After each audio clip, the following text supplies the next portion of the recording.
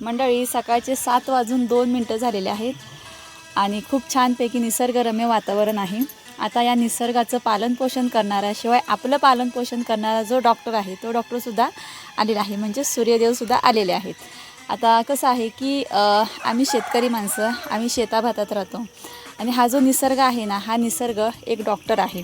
या निसर्गाच्या सानिध्यात आम्ही जगतो, त्याच्यामुळे आम्हाला कुठल्याच एक्स्ट्रा गोळीची किंवा सनस्क्रीमची गरज लागत नाही।